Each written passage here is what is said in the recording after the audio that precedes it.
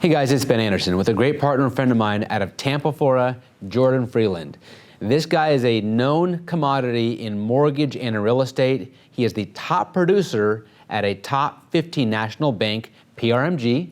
He closes over 200 transactions a year. Those are big baller numbers. So today we're going to learn from an expert how to make money in real estate. How do you buy a house, and how do you take the house you want to buy and become not rich, but wealthy, and then have a legacy for your family.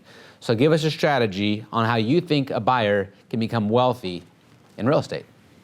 So to start out, there was a top realtor that I was looking for my first house. I looked at like 80 houses and never bought one.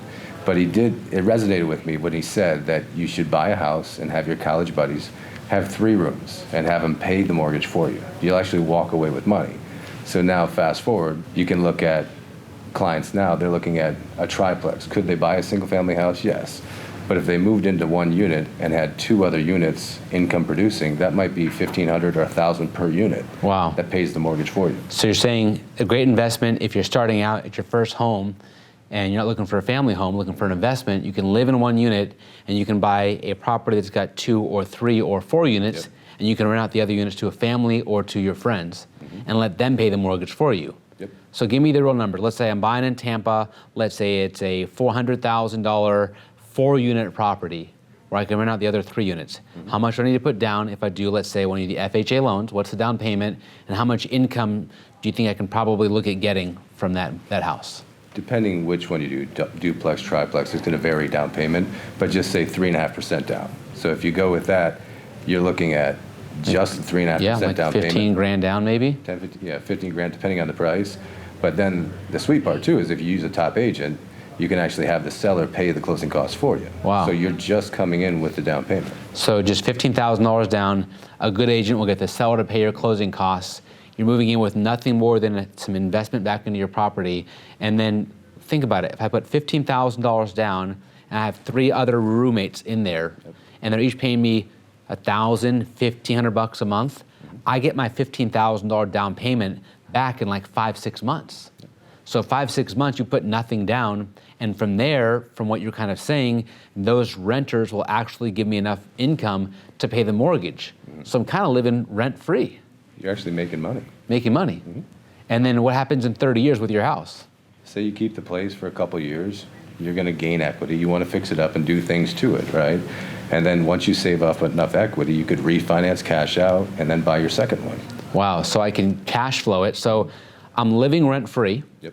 I have a home that's paying for itself. And every single month, the tenants are paying my mortgage down. Yep. So if I owed $385, well, it's now $375 and $365. So they're actually giving me equity in my home. After a certain point, I want to do it again because it works so well.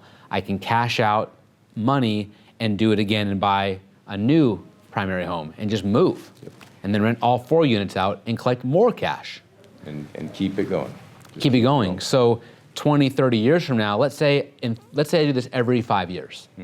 So in 30 years, let's say that I bought 6 houses and my tenants had given me enough income to pay my houses off. Over historically, let's say I buy a house for $400,000. In 30 years, what's that house historically probably worth? I mean, depending what trends we're going to. Say you bought it at 400, then if we're going into a 10-year now and the market dips, but it comes up to 520, 530. I mean, you don't know. Look at the 2008, right? Depending which state you're in, market went down severely.